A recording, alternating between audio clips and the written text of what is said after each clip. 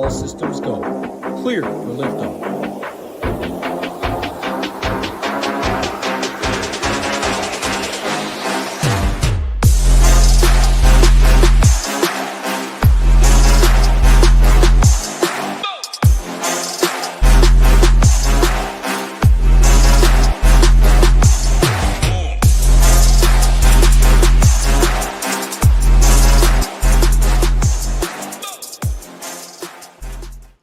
What's going on, golf fans? It's your boy GS Luke here with our DFS live stream for the John Deere Classic. Going to get you guys ready for all of your lineups this week with any player pool deep dives that you've got for me in the chat, any questions as well, on top of some last second logistics that we need before lock tomorrow morning. That'll include a look at the weather report, some of the ownership towards the top end of the board, remind you guys of the game theory component when it comes to playing PGA DFS, as well as any of those questions that I said on top of that. So those questions we'll touch on a little bit later on, but I see we've got a lot of you in the live chat already. Smash that like button if you guys haven't already, and don't be shy at all to fire away with those questions. We got Steven, a question that we'll get to later. What's going on? Go Collect as well. They got BG Little Neck, also Nick Marsh down there. And yeah, Ricky Fowler, always great to see on those thumbnails.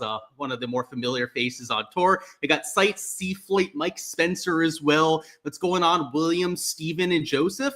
Smash that like button if you haven't already. And without further ado, let's get this thing going. So the first thing I want to go through would be a slight reminder of the golf course, which this week is another birdie fest like we had at the Rocket Mortgage. This is a slightly shorter golf course than we had at Detroit Golf Club, but the approach distribution, the shots with your second shot, are actually a little bit longer than what you had at Detroit Golf Club. And that is partially because of the layups that you have around here. And I'd say really the one difference from week to week is that the bomber narrative isn't going to be nearly as prominent around here. This is more of a putting contest than a driving contest than we had last week. So I would say shots gained putting, an extremely important stat around here. Also, you want to take a look at birdie or better percentage, because the more aggressive players, the guys that can make you 6-7 birdies per round, are going to be needed to get to the minus 28 winning score, which we had here in 2024. And that was the lowest winning score that we've ever had around this event. Routinely, it's in the minus 18 to minus 24 range. So we need players that have that kind of horsepower. So it's a golf course that we've seen for quite a long period of time. And the one thing that I've heard from players, at least going off of their transcripts, is that it's a little bit firmer and faster this year. So maybe not quite as much rain over the last week or so, which could mean that the scoring won't be as low as what we had in 2024. But even with that in mind, still going to be one of the easier golf courses that we have on the schedule, as it's pretty much wedged in hand for like half the hole. So expect to see a lot of low scoring out there. And from the showdown perspective, you probably want at least -5 from that perspective. The weather, though, doesn't look like a massive factor over the first few days. So we've got the HRRR forecast up for TPC Deere Run. And you can see Thursday looks pretty flat across the board. Now, the wind might kick up ever so slightly as the day goes on. Rather than 2 to 4 miles an hour of sustained winds in the morning, it does kick up to maybe closer to 7 miles an hour in the afternoon. So, like I said, a very slight uptick across the day. The wind gusts have a similar type of trend. They go from about 6 to maybe 7 miles an hour in the morning on average, to closer to 9 to 10 miles an hour in the afternoon. So I would say that in the morning tomorrow, they could see a slight advantage, but it doesn't look that drastic. Maybe it'd be like a half a stroke advantage. And then we have to take a look at Friday's forecast, which is perhaps where we could see a little bit more dispersion, but it looks pretty flat. It looks pretty similar across the two waves, right? You got the wind kicking up maybe a little bit more on Friday afternoon. It's closer to 6-7 miles an hour in the morning, which is a little bit higher than what you had on Thursday morning. But the thing that really evens this out, in my opinion, is that it kicks up earlier in the day, at least if we're to believe this NEM model. Rather than kicking up closer to 11 or 12 like you had on Thursday, the winds on Friday kick up about 9 to 11, 10 a.m., I should say. So I would say that though it does look a little spicier in the afternoon, that morning wave on Friday doesn't look to be getting all that good of conditions towards the second half. So I'm personally playing the weather pretty flat on a week like this. I'm not going to be correlating lineups really in either direction. I would say if you were going to try and force in a weather advantage, though, maybe you would want to take the PM AM guys, just because the worst forecast over the first two rounds does look like Friday afternoon, where it could get a little bit more blustery. but we don't have the HRRR loaded in for Friday yet. So we don't have any sort of confirmation on that kind of trend. And when we take a look at the GFS model, it doesn't look nearly as drastic. And maybe the winds do kick up slightly earlier on Friday compared to what we had on Thursday, but it's like a 4-mile-an-hour difference from the morning to the afternoon. So all things considered, I wouldn't expect there to be more than a half a stroke advantage towards either of the two waves, which is going to keep me away from doing any of that full stacking. But I said, like I mentioned, if you want to try and force something in that isn't there, just in case the weather forecast flips, or just in case we get a little bit of variance involved with like a storm or something like that, I'm not against that if you're a 150 max player. But if you're a single entry, if you're in like a 2 to 3 max, or even a 20 max where you only have 20 lineups to work with, you're probably galaxy branding it a little bit too much if you're trying to play a weather edge this week. So the next thing we're going to go through would be ownership towards the top end of the board, and then some of your questions and player pool deep dive. So if you have any players you guys want me to go through, feel free to go ahead and let me know. We've got recent form, also event history that we can go through together, shots gained metrics over the last 24 and last 12 measured rounds to give you guys a good sense on the pros and cons of playing any given player. But before we do so, we are going to go through some of the ownership numbers towards the top end of the board to give you guys an idea of where the field is coming in. So smash the like button if you guys haven't already. By the way, I see Joseph hitting the chat up with that. And let's get this thing going. So let me get a sip of water. I'll say hi to some of you guys that have already gone down to the chat. We got Jordan Brandt as well. Welcome on in. It's your Hoops favorite tournament. I didn't know that, Josh. That's pretty cool. And I get it. It's real green out there. I'm assuming because of the lawn care stuff, right? And be Hoops' favorite tournament. That makes sense. What's going on? He said, good stuff on your content, new member. Glad to have you on board, Jordan. And yeah, as you guys can see there, these projections we're about to go through are from my Patreon page. So check that out if you guys want all my content. Process questions. So we'll go through questions a little bit later, but I will get back to that sites, I promise you. And let's see, we got Chris down there, Brian C as well. And said you thought Rocket Mortgage was last week. It was Rocket Mortgage. I may have said the wrong event, but you're absolutely correct. It was the Rocket Mortgage. And we got Kim down there, Rev Cloud, Jose as well, and Steven. Let's have ourselves a slate. So before we go through any of those specific questions, I am going to go through the ownership at the top here to give you guys an idea of exactly where the ownership is coming in. So your highest owned player on the slate is Ben Griffin. And I think on Monday, most of us could have probably guessed that. The real question was how high the ownership was going to come in. And I would say my first inkling was probably like 25%. But as I got to, making ownership projections, seeing exactly where the salary was coming in, there has to be a lot of ownership towards the top if people are going to spend all of your salary. And, Jason Day is not really garnering that much attention from the masses. I haven't seen him on that many betting cards, seen him on a few though, which is kind of great to see because you want the ownership sort of spread out towards the top end of the board, right? You don't want like a 50% owned Ben Griffin if we can avoid it. But JT Poston, he's getting a little bit of steam. Same thing with the Denny McCarthy. But unlike a lot of slates where usually it's extremely spread out and everyone's at least 15% owned, you do have guys like Siwoo Kim who are about 12% owned in that 9K range. And then also, we mentioned this on Monday on my content. We knew that this was likely going to be the case, is that Sun GM at $9,200 was potentially going to be sub 10% owned. You can see in my projections, I have on my hair over that number. So not quite single digit ownership, but about as close as you can possibly get to that. So unlike a lot of slates where it's just kind of like pick your guys towards the top, this is a slate where in the 9-10K range, you can actually make some game theory pivots. So if you plan on taking some chalk in that 7-8K range, especially if they're like 10 to 15% owned down low, if you really want to splurge on somebody that is a little bit more chalky, it's a good idea to consider some of these ownership pivots, whether that's a Siwoo Kim, Sun JM, maybe even a Chris Goddard up at about 11%, you could say would be a pivot compared to some of the other guys around them. And I'll point out some of the other chalky guys in this 9-8K range in a second. But with pivots, you've got a Fowler at 7.6% owned. I don't know if I have the stones to get there myself, but that could be a spot where you could get different to the rest of the field. A Thorbjorn Olesen, a Sam Stevens, that sort of thing. All of these kind of players, you can get at sub 10% ownership. And a lot of times that's not the case on a slate like this. So the ownership a little bit more polarized. Maybe it's a lazy week for some. That's usually the reasoning for that kind of stuff is you see a lot of people watching one or two pieces of content, right? Maybe not doing their full due diligence with their research and playing the guys that they see on those pieces of content. And, the clear guy for that would be a Ben Ben Griffin, but also a Michael Thorbjornsen that I have getting close to about 20% projected owned. So I would say that also you could point out a Kevin Yu. I've got him at about 16%. Bud Colley, a Ryan Gerard, a Pearson Cootie at about 15% ownership in that 8K range are also the players that I would consider chalk. And of those 5, maybe 6 players that I've pointed out, I'm fading more than half of those players in my exposure because game theory is the biggest edge that we have with PGA DFS. And by game theory, I mean getting leverage against the rest of the field, trying to take ownership numbers that are lower compared to the other players around them, because golf, as a lot of us know, especially if you've been doing this for a while, is an extremely hard sport to handicap. It is one of the most variant that we have of all the big DFS sports. So when you see somebody that's 30, 35% owns, oftentimes the knee-jerk reaction for somebody like myself that's been doing this for quite some time is to make them an automatic fade. And there are going to be exceptions to that rule. You know, Scotty Scheffler is a player that I tend to do that with quite a bit, just because he's world number one, and maybe he is actually worthy of getting 25 to 35% ownership at times. But a Ben Griffin, and I know he's playing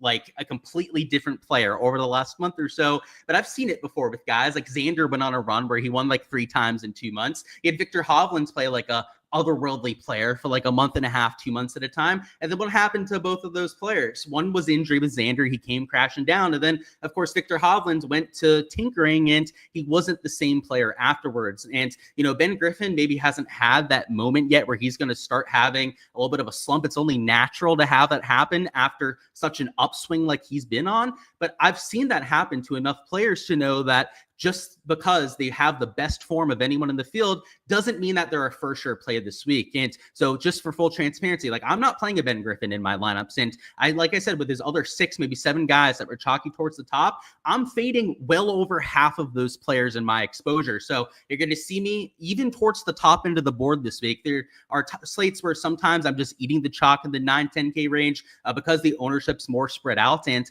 there aren't really the game theory pivots, or there aren't really the game theory opportunities that you can get to. But on this kind of slate, there certainly are those kind of opportunities. So that's the ownership towards the top. You can see it in all the guys that are 8K plus. You know, a lot of the players that we didn't point out, like a Knapp, for example, like are about average ownership. So, you know, not much to say there. Same thing with guys like a Glover or a Kirky. You know, they're about averagely owned compared to some of the other guys around them. So they're not that interesting, right? That's why we're not going to spend a whole lot of time pointing out those sort of plays. But the ones where you start to see them in that dark orange or the dark red, like a Ben Griffin right here, are the ones that you want to be a little bit more concerned with. So the game theory is only one part of the process, though. It's not who you play, it's how you play them. If you're going to use a Ben Griffin, you know, I think a lot of people, he's 33% owned. A lot of people are still going to use him in lineups. And I think that's totally fine as long as you differentiate elsewhere. If you're going to use a Ben Griffin at 33%, then you don't want to be mixing that in with chalk in the 6 and 7K range. And 6K chalk is kind of non-existent this week. There's not a lot of guys in the 6K range that are over 5%, but especially with like your 7K range and maybe even your 8K range players is where you want to be a little bit careful with that. So when we build a lineup here together on DraftKings, I'll be able to give you guys a good sense for exactly how you can do that. But that's the kind of slate that we have at hand this week. So let's go through any questions that you've got now, any sort of player pool deep dives as well. And then afterwards, we're going to go through some of the strategy stuff to wrap this up. So I remembered your question, Steven, from way back at 5:56 p.m. He said, in a large field lottery tournament, how many people should you have in your player pool? And he said, in a full field event, you're around 60. So yeah, in a full field event, that's an important caveat because, you know, in a no cut events, right? It would be a different story. For me, it's closer to about 40 players at most that I want. So 60 would be a little bit larger than my liking, Steven. And I'm assuming that's for a 150 maxer, right? If you're going to have 60 players in your player pool, I would 50 max it closer to 35 to 40 players in my player pool, but it's all dependent on your preference. I'm very aggressive on my stance. I'm not afraid to get 3 to 5x leverage on plays that I really like, especially with my 6 and 7K range players. Like, you know, a lot of guys in my pool might be like 0.5 to 1.5% owned. I don't use a lot of 3%ers in my exposure. I have a lot of guys down low in that 7 to even 10% range exposure. So that's why I condensed the player pool down just a little bit more than that, but there's no real good answer to that question. I think it all kind of depends on your risk tolerance, how you're choosing to play any slate. And here's an idea of how you can kind of visualize that. the more you spread it out, the bigger player pool you have, the less variance that you're going to have with your results. Variance can be a good thing, though, especially in large field GPPs, because it's all about taking down first place. So if you spread yourself out a little bit more, you're going to have less weeks where you're saying maybe winning $100 or only $200 back of, let's say, like a $750 wood 50 max and like the big $5, you're going to have less like $100, $200 weeks. But you aren't going to have as many really big weeks because you're spreading out your exposure. You're not going to have as many combinations of players as you would if you would have condensed that down. So there's pros and cons to going either direction. The pros for being more condensed about it is that when you have a good week, you're going to have more bullets and more chances to have the absolute nuts. So hopefully that answers your question, kind of giving you both sides to that. I go a little bit smaller than what you have personally, but that doesn't mean it's the right answer for you. Of course, right? If your risk tolerance is a little bit lower than mine, I have to say I'm a little bit psychopathic when it comes to my exposure. And I'm very, very honest about that because I'm willing to take on crazy amounts of risk. Because, I mean, my max exposure in any slate is usually about $750 and 150 max. You don't see me into the $25 that much. So I'm willing to burn $750 at a time if I need to. Now, I don't want to do that, of course. That's not the ideal situation, but I have a risk tolerance that is a lot higher than other people, right? A lot of other people could not let that happen. Like, they would not be okay with that sort of week. I'm okay bringing on those kind of weeks with that variance. So it all depends on that kind of mindset for you. Let's see. So morning guys in Showdown, we had a question from William there. I'm not against it, but I don't think it's going to be a big enough edge to where you only have to play guys from that side. So probably about a half a stroke advantage at most between morning and afternoon. So, you know, maybe you favor some 4-2s going like 4 a.m. guys and then 2 p.m. guys, but I don't think it's anything that you have to fixate on too much. If you've got 4 guys from the PM that you really like, don't feel like you have to change your lineup construction because of like a quarter to a half a stroke advantage. What's going on, Steven? Welcome on in. Let's see, trying to find the questions through here. So Site said the question about process says, would I build differently for a 1K versus a 3K entry contest?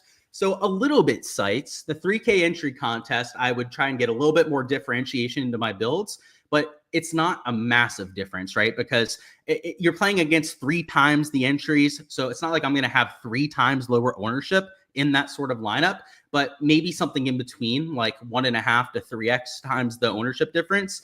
It definitely has an impact, but you know, a 1 versus a 3K size entry contest is not that big a difference. I mean, we have contests for this week that are 50 to 100,000 entries. That's when it starts to become more of a difference, right? Because you're entering against 50,000 to 100,000 other people. It's a lot easier to duplicate yourself, and it's harder to get that leverage against the field. So yeah, good question, by the way, Sites. It does matter, but not nearly as much as those other extreme examples, of course. Any info on Cootie? So yeah, Cootie's a great player, great up and coming sort of players. I think he's 24 years old. So very, very raw at this stage of his career, but is a full-time Korn Ferry Tour guy right now. So when you see the shots gain metrics on him popping as he will on a lot of models this week, just keep in mind that those stats are being pulled from Korn Ferry Tour events. And just because, and I'm not going to pick on you, Nick, I know you're watching this, Nick. It's a realization that Nick had this week, and he's been doing this for a while. So I know it's not just him that has this sort of misconception about shots gain metrics. So let's do the PSA rant right now. Shots gain metrics are based on the field that you're playing against, okay? So the way that it works, your shots gain total is when you add up the 4 different categories is your score minus the average score. So for example, you shoot -4, the scoring average is -2.5, you're going to gain 1.5 strokes in that round to the field. If you're in a slapdick field, it's easier to be better than average than if you're playing in a major championship field, which means that on a Korn Ferry Tour event where Pearson Cootie looks like a god right now, and trust me, he is probably the best Korn Ferry Tour guy.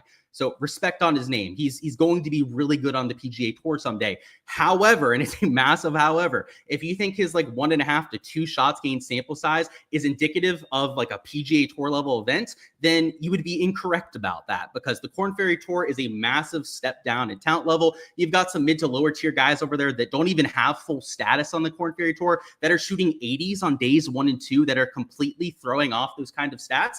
And, you know, I point out Nick not knowing this because trust me, there's a lot of you out there that may have that same kind of misconception. The stronger the field, the harder it is to gain strokes against it. So, for example, DP World Tour guys, I have a lot of stats I pull from over there. I use the shots gained metrics from the DP World Tour. I have to use those with a grain of salt because they're also a lower tier field. So, to get back to your question about Cootie, because I thought it was a good question, he's the kind of guy that's hard to handicap because he looks really good on paper, but it's against players that are such lower level compared to the guys around them. So he's not my favorite play this week because the ownership is there as well. You know, if he would be sub 10% owned, I'd be okay getting to a Pearson Cootie, but he's 14% owned. He's up there with a Ryan Gerard, a Bud Colley with the ownership, and his shots gained metrics, yes, are a hair better. He's gaining about a stroke per round. In fact, he's lower than what I thought it was. I thought it was closer to like 1.5 to 2 strokes per round. He's getting a stroke per round in Korn Ferry Tour events, whereas these guys around him, like a Bud Colley, for example, is getting a half a stroke per round against PGA Tour events.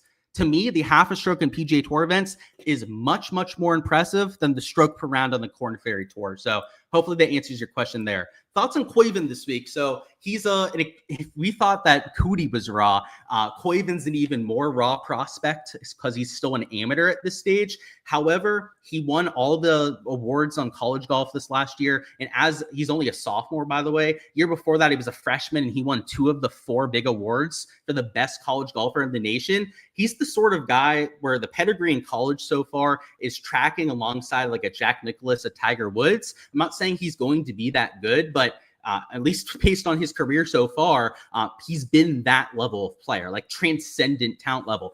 Now, he's a sophomore in college. Do we think he's going to go out there and win a PGA Tour event? Probably not. His ceiling is most likely a top 10, I would say, for Jackson Koiven, but his floor is a missed cut at this sort of event as well. So an extremely variant player, Brant. I think in a year or two, we're talking about him being a top 25 player in the world. And I think that's soon too. I mean, people say right now he could probably be a top 25 player in the world, but I've yet to see that yet. I've heard that from other people. I've yet to see that myself, and I'm not as convinced. We'll see if they're right, though. Everything I've heard about the kid is that he's transcendent with the talent. Not good, great. We got Ryan saying he thought this was the Rocket Classics. Yeah, I'm not sure what that was in regards to, by the way, because, yeah, this is the John Deere stream, as we've mentioned a few times. What's going on? MN Holla says, what is this you hear about the championship house? Yeah, that's all nonsense to me. So you've probably seen it in the media this week, people all winning from the same house.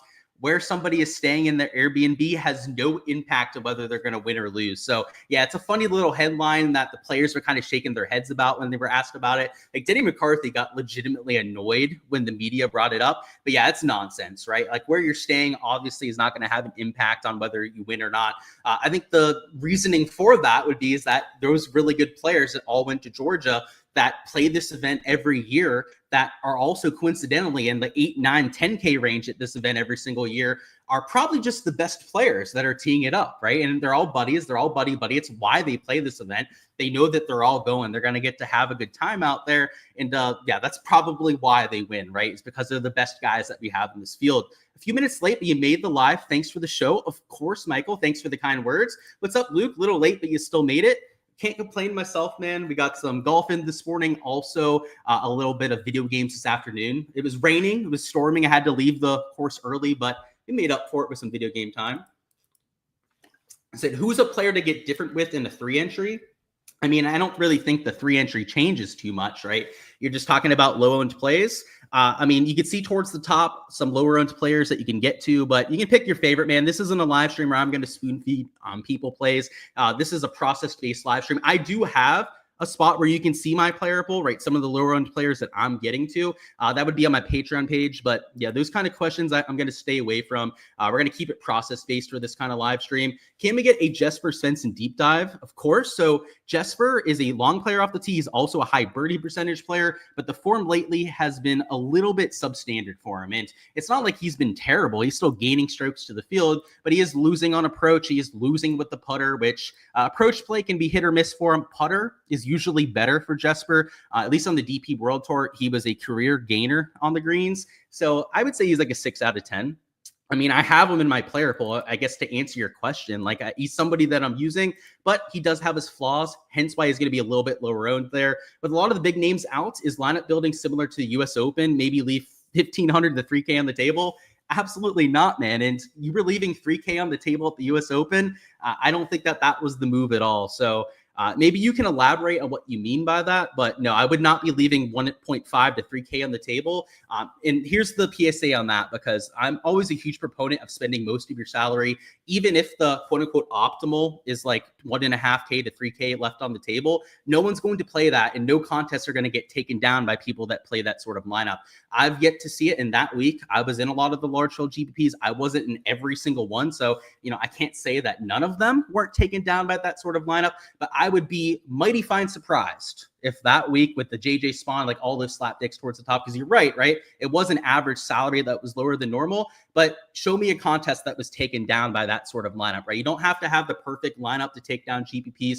You don't even have to have like close to the perfect lineup most weeks to actually take down even like a 50,000 entry contest. So that's why I wouldn't leave salary on the table, man, because you don't have to have that combination anyways. Like no one's going to enter that sort of lineup. And then the thing on top of it is that when you're leaving that much salary on the table, your opportunity to even cash to begin with is going to be so much lower than everyone else. And it is a sport golf with the variance that like, it's not 100% price efficient. Like you can leave some salary on the table, like 500 to 1,000 is probably where I'd leave that off. But over $1,000 left on the table is, in my opinion, getting a little bit too cute, because the guys towards the top are the better players. I'm not saying that in every single case it fits the bill, but in most cases, right, the guys towards the top are the players that you're mostly going to want in your lineups that are playing the better golf. You don't want to just avoid those guys in most cases. That's my take on that. Not 100% correct, right? I mean, it's just my take on the subject, but I never leave more than $500 on the table. I just think it's too much. How about Goddard as the highest player? Not sure what you mean by that. Maybe your highest priced player, right? Being Goddard is what you mean. That would be $9,300. I mean, I guess if you really like the 8K range, you could do that. But, if your highest priced player is $9,300, you're probably going to have 3 or even 4 guys in the 8K range in that lineup. So I personally probably won't have a lot of builds that start that kind of way. But the top end of the board, let's just talk about like who you'd be avoiding. It's avoidable. I could easily see none of these guys being optimal this week. I like a few of them in my player pool. I think I have 3 of those guys that are highlighted in my exposure myself. But yeah, you could start with Chris Goddard, just, really like the 8K range or the top end of the 7K range, I guess, though, because your average salary, you're going to have a lot to work with there. Your favorite single entry player and then favorite single entry value play. Yeah, I don't answer questions like that. So my apologies, Jordan, just not my sort of thing. Dive on Springer. So yeah, let's go through the Hayden Springer stuff. So Hayden Springer recently has kind of been unheard of, right? He shot 59 here last year. So that's something that we should point out about him. But he's gaining with the putter, losing with the approach play lately. Go to the last 24 rounds. I'm going to take a look at that too. Gaining off the tee and gaining with the putter. The stat profile is a 4 out of 10 because the iron play has been horrendous over both of these sample sizes. But he clearly has some familiarity, some, I would say he's comfortable around this golf course. If he can shoot 59 around it, maybe that's even an understatement. And he's $6,900.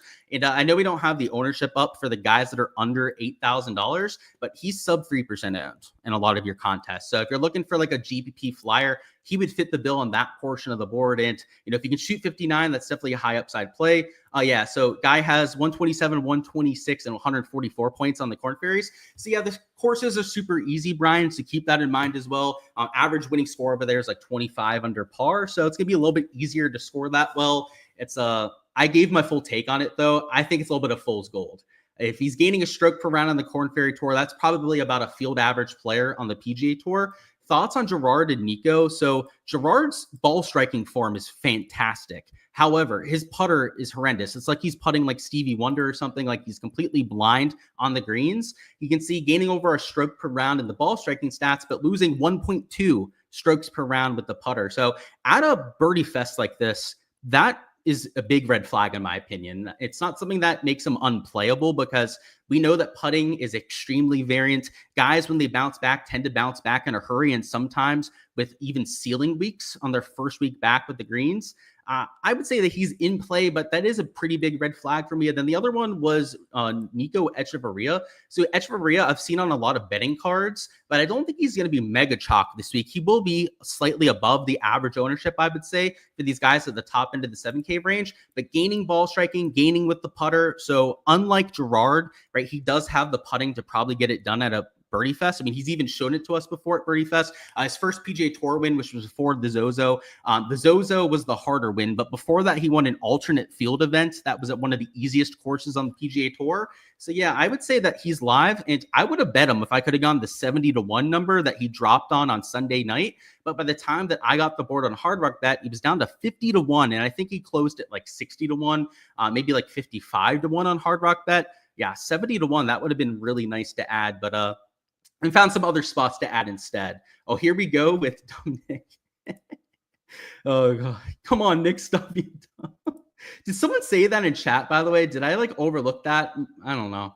If somebody's saying that, who knows? Oh, you're saying that I'm calling him dumb. I'm not calling you dumb, Nick. I'm just saying that if a sharp person like yourself didn't know that sort of stuff, then imagine the rest of the people out there, right? Like, trust me, it's not a bad thing not to know that, but it's true, right? You didn't know that before this week. So a lot of you out there probably didn't know that either. Thoughts on Jason Day?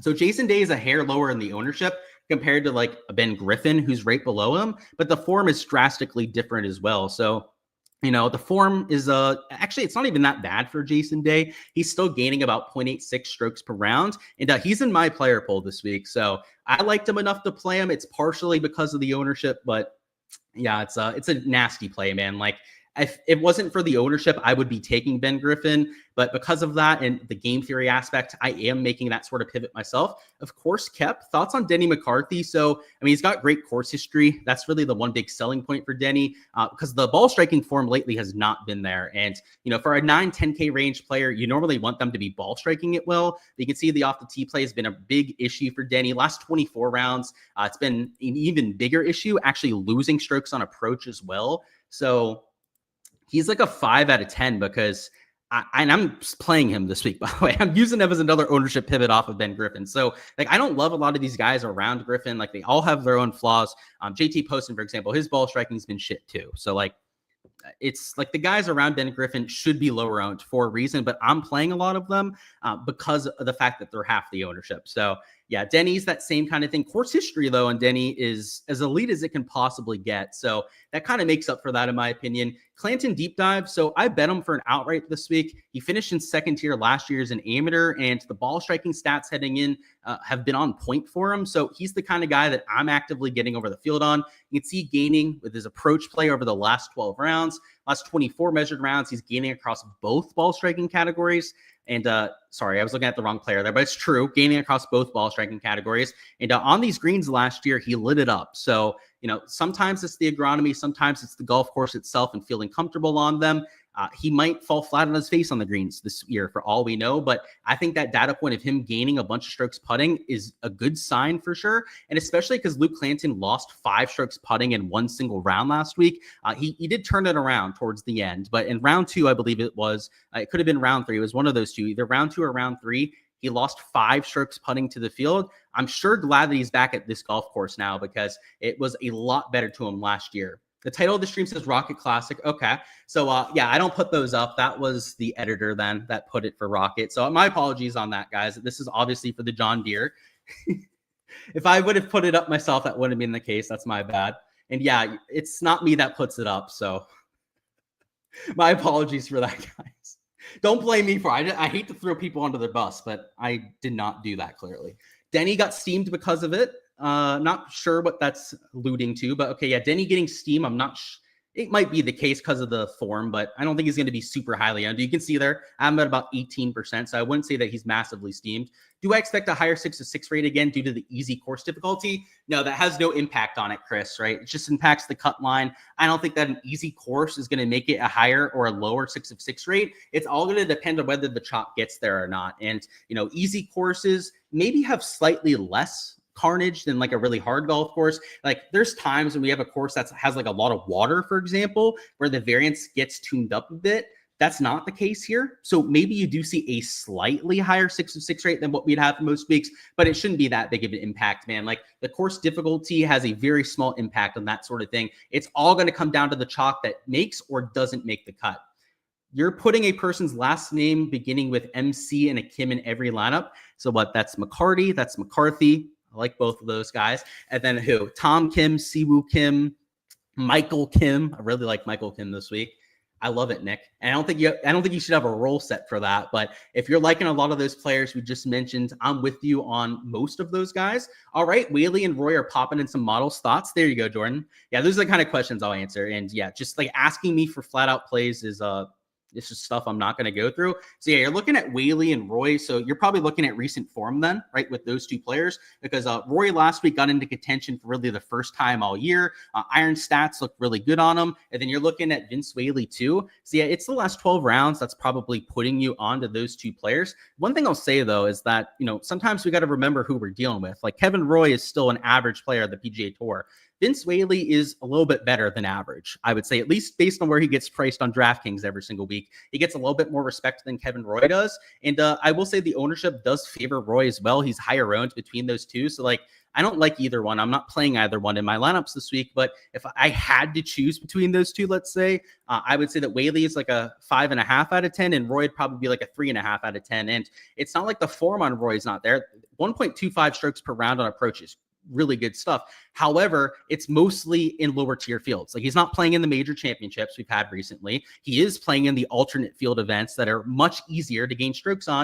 And it's not even just like looking at Korn Ferry Tour, DP World Tour stuff, guys. An alternate field event on the PGA Tour, for example, is easier to gain strokes against than something that's a signature field event or a major championship like field. So this is something that I kind of hold against guys like Kevin Roy, because he gets a lot of credit for playing in those bottom tier fields. So yeah, maybe a Vince Whaley. It's mostly the ownership that kind of leans me in that direction, but both plays wouldn't be my favorites if I'm being honest with you. Spend it all. Yeah, you don't have to spend it all, but spend most of it would be my hashtag. Spend most of it would be what I would say there. And by most of it, I mean like $300 or $400 within the max is where I would leave that. What are my thoughts on Shank? He's been having a rough year. Yeah, retweet to that. He's not having the best year, and he needs to get it going if he wants to keep his tour card. Yeah, and the shots gained metrics are real ugly on it too. So it's a little bit of a rough scene. Class is permanent though. He is the kind of guy that kept his tour card for like 3-4 years in a row. So I mean, he's been in contention how many times at this point? Like the guy is a legit tour player who's just having a rough season. The shots gained metrics, this is the crazy part. This isn't the last 12 measured rounds either. This is the last 24 rounds. So this is us zooming out quite a bit. He's almost exactly neutral in all 4 stat categories. That is just hard to believe that you could be that consistently mediocre on a year like this. And last year, when we looked at Adam Shank's stat profile, or especially the year before that, like 2 years ago, it was gaining across like all 4 stat categories. So, maybe he's getting a little bit over the hump. I know he's not really so much a spring chicken anymore. I hate to say that he's like, declining because he's, washed or anything, but there's an argument to be made for that. Sometimes it happens earlier than other people. I'm from South Florida, but I'm originally from Pittsburgh. So I don't know. I say some stuff kind of funny sometimes, like I'm from Pittsburgh, but yeah, from South Florida now. So I shouldn't have that much of an accent. Maybe I do though. I said Mitchell kind of feels like he's falling apart.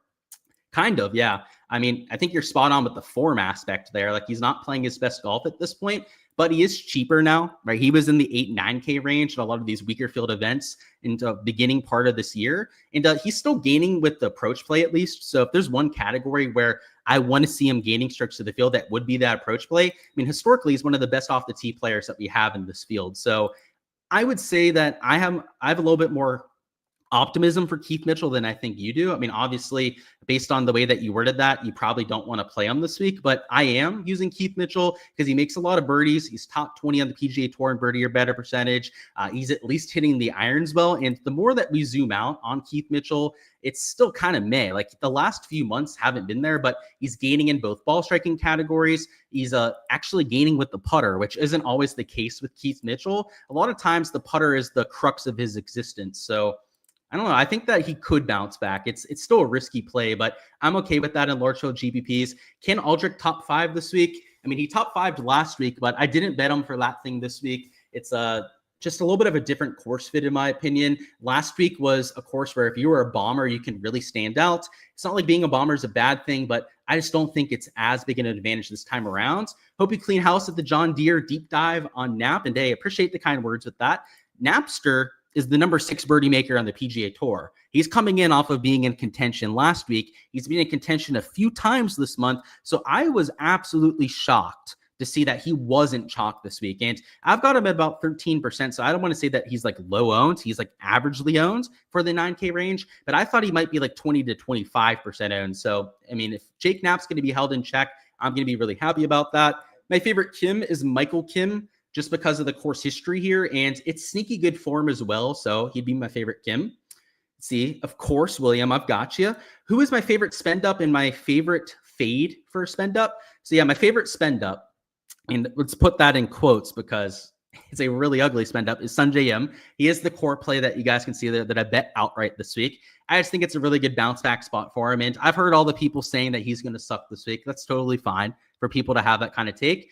But when he ends up top 5ing or top 10ing, you bet your ass and I'm going to victory lap that one. So yeah, I like Sungjae towards the top. I mean, he's a really risky play, though. I mean, I'd be remiss not to mention the form. He's been losing like a stroke per round with the irons, but the other 3 stat categories have been pretty solid for Sungjae. And I've mentioned it a few times to this point. I'm going to hammer it home as much as possible because this trend with looking at field strength, I'm trying to find a way to quantify it as we speak. So if you guys have any ideas on how to do so, by all means, please throw it by me because it's something that I think I can get a real big advantage on. And us as a community, we can get a real big advantage on if we can quantify it. But Sungjae Im gets the negative of playing in all the really big fields. So, I mean, he's been about a field average player over that stretch, but the iron play in particular has looked really bad. But he's playing at signature field events for the most part. He's playing in major championships, which have all the world's best players. So I think that we have to give him a little bit of a leash too, like some optimism for Sungjae Im, because these sort of fields, these weaker field events could really fix them and get them back on track. Always sip that Wooder. Yeah, that Woodford Reserve, huh? That's some good stuff there. Matt McCarty over under 10%. I have him almost at 10%, Kenny. So I think that it's going to be pretty close to that number. So if I had to give you an over and an under, I would say over just because, I mean, I bet him this week. I talked him up this week, but I thought I was probably going to be one of the only ones that did so. And that's not the case. I saw a few people add them to their betting card throughout the week. I saw a few shows that went live either today or yesterday also mentioned Matt McCarty. So I think that he's going to get some steam and potentially be over 10%. So yeah, I would lean over, but I think he's gonna be pretty close to that number when it's all said and done. You forgot McGreevy. Good idea. I didn't think about him. There might even be another one in the field for all we know. McKibben's on the Live Tour. So I don't know if, they're not playing Live this week either. You love Denny. He said J-Day dresses like MC Hammer and he will win. I would love to see him win, especially at that low ownership this week. He's one of my pivots towards the top. And the baggy shorts are crazy. He said, what are my thoughts on using live odds to win the tournament to make your lineup? Well, you can't look at live odds, right? You're going to have to look at the pre-tournament odds to do so at this point, Brian. But it's a data point you can use.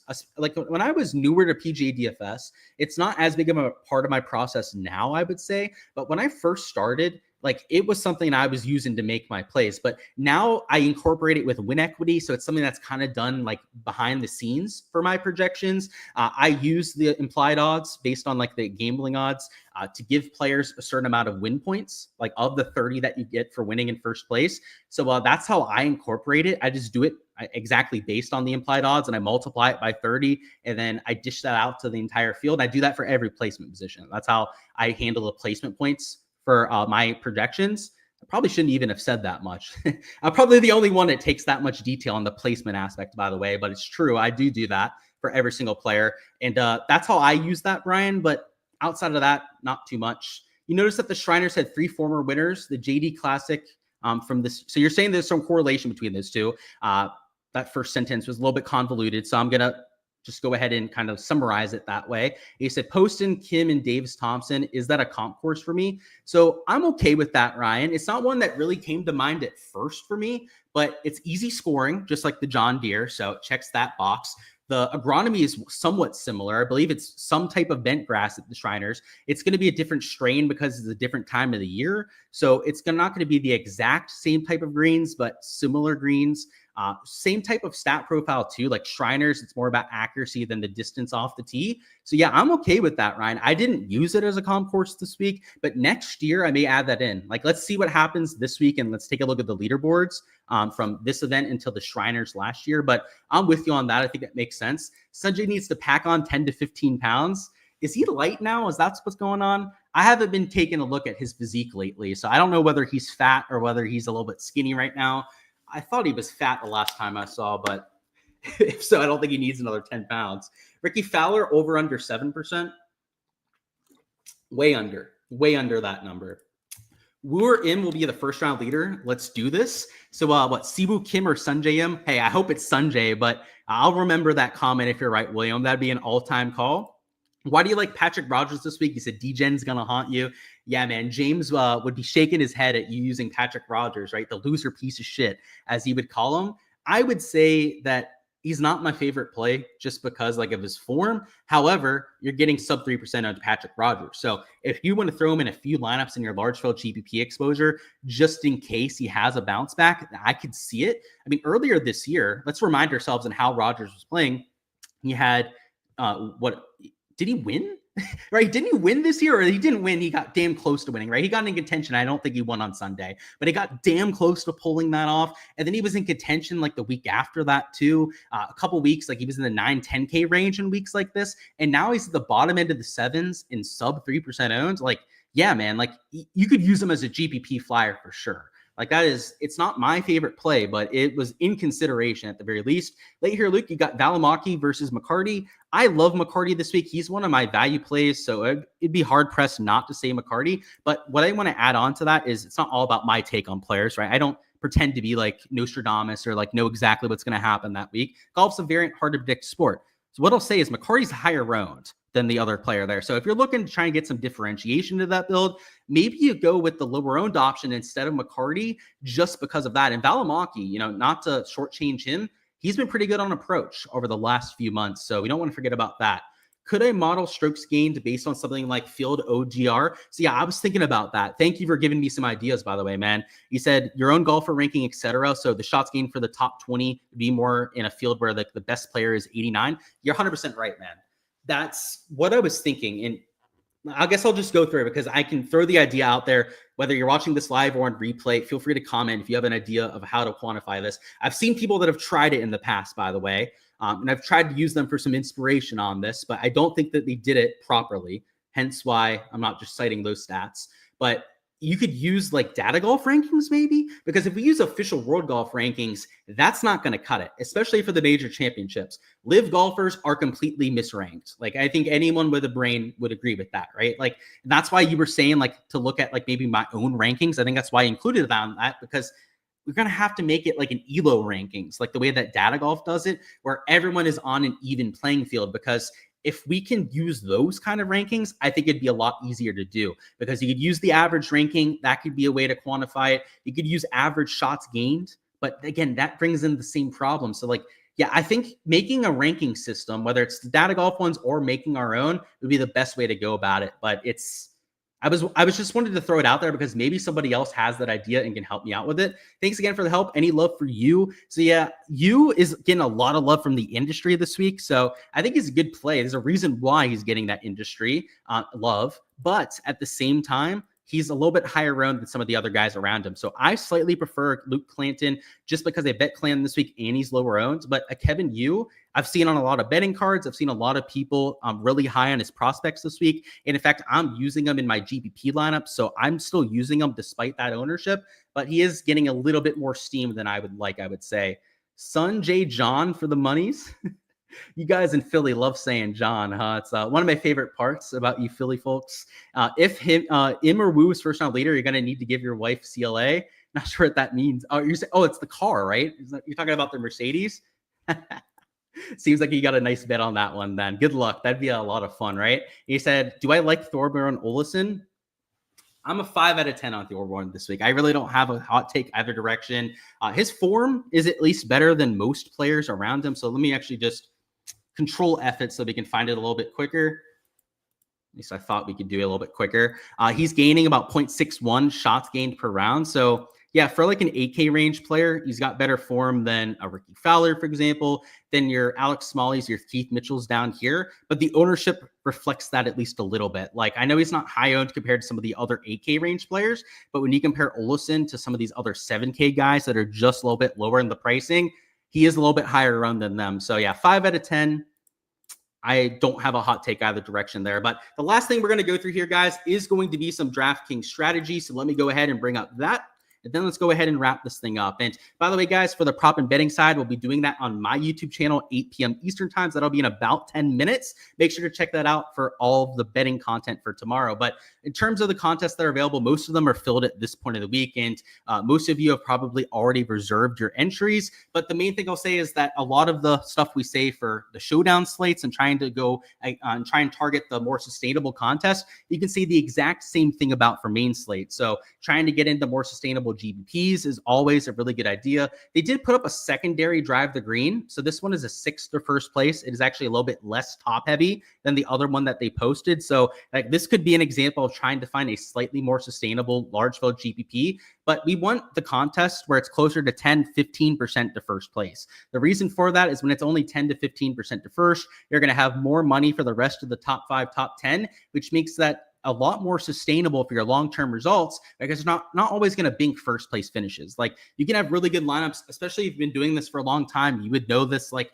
you're going to have weeks where you have most of it come together. Like you have 5 of your 6 players as the absolute nuts. And then you have one guy who like finishes in 15th or something like that. And maybe you don't finish in first place in the big 25 or $5, but you finish in like 5th.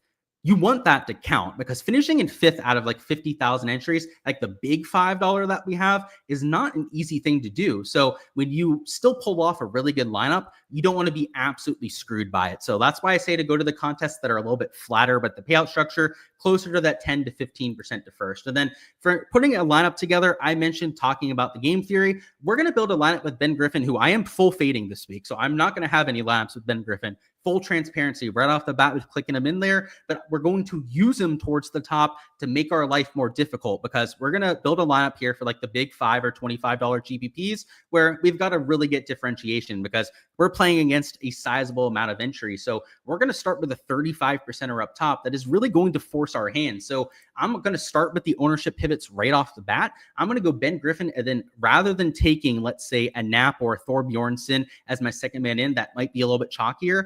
Let's go Sanjay. That's going to be close to 10%, maybe even below 10% in some GPPs. So that'll be giving us slight differentiation to the rest of the field. And then in this 8K range, like, you know, people might like playing themselves a Colley, a Gerard, or a Cootie here. They're some of the better projecting plays in the 8K range, but it might make a little bit more sense to try and differentiate yourself to somebody that's a little bit lower owned, because if you already have a 35% in up top, and especially if you don't want to take all guys that are sub 2-3% owned in that 7K range, you're going to have to start to compensate for it at some point. So let's throw in a Michael Kim at the top end of the 7K range. Let's not get too crazy with the ownership either. And let's throw in an Alex Smalley in the 7K range. This is where we're only down to 2 players to round this kind of lineup off. And because we're in the $5 or $25 GPP, and by the way, these guys towards the top, Smalley, Kim, Im, and Griffin, even the lower owned players like a Michael Kim, maybe an Alex Smalley, are still going to be close to 10% owned. Like, because they're at the middle to the top end of the pricing,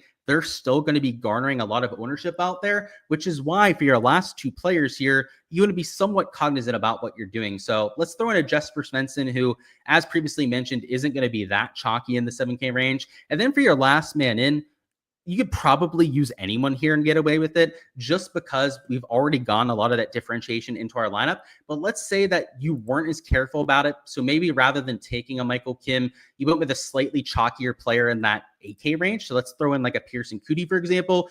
If you had a chalkier core towards the top, and it doesn't even have to be that player that we compensated for, right? Maybe it was Sanjay Im, right? Rather than playing a 10% Sanjay Im, you didn't make that ownership pivot up here. Maybe you throw in like a Michael Thor Bjornsson. If you want Griffin, Thor Bjornsson, Cootie as your start up top, I mean, you're really kind of pinning yourself into a corner with the ownership. And this is where the last player becomes a lot more important, where you can't really just play anyone as your last man in and get away with it. In this kind of scenario, we want a sub 2%er to offset that kind of chalk up top. And ideally, you might even want to consider leaving some salary on the table in this lineup. I'm not always a massive proponent of doing so, but if you do want to take players that are a little bit more popular, the way to unlock that potential, like with a Ben Griffin or Michael Thor Bjornsson, who, by the way, I'm fading both of those players. It's not just Ben Griffin. I'm not playing either of the 2 highest owned players on the slate. That could obviously bite me at the end of the day, but it's a risk that I'm willing to take personally.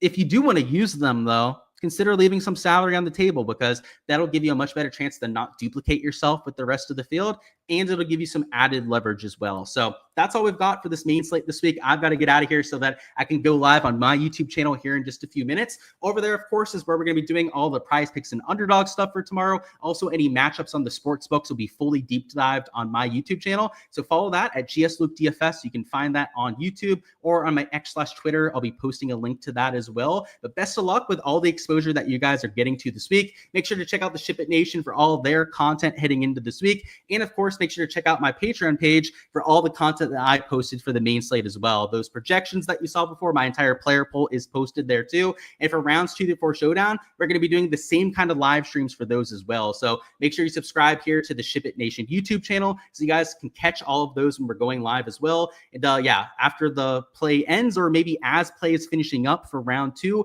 we're going to be going live with what to expect the next day. And all of your questions in the live chat as well. So for rounds 2 through 4 showdown, if there are players that you want me to deep dive with the stats, all of that, make sure to stop on by for all of those. But outside of that, guys, that's all I've got. Best of luck with everything that you guys are going with. And let's go through any last second questions real quickly. So who has higher ownership between Glover or Kirk? So we'll default to the projections. I've got them at about the same exact ownership. Chris Kirk, 0.3% higher owned than Glover. So little to no difference, but a slight lean in that direction. You said it's got to be Glover. I'm thinking so too. How about Kirk or Putnam? Kirk, good form. I mean, he nearly won last week, so I can't complain too much there. Then you said Putnam too. I mean, he had really good form at that event. So I think you also had the question before about some of the more popular players, like the really good form players. I'm always going to be, at least on a projection basis, higher than most on those guys. But I do worry about the ownership as a bit as well, because both of those players going to be higher on than what they typically would be. And of course, Nico, that's what I'm here for. He said single bullet in the World Cup this week, a World Championship, right? Fantasy Golf World Championship.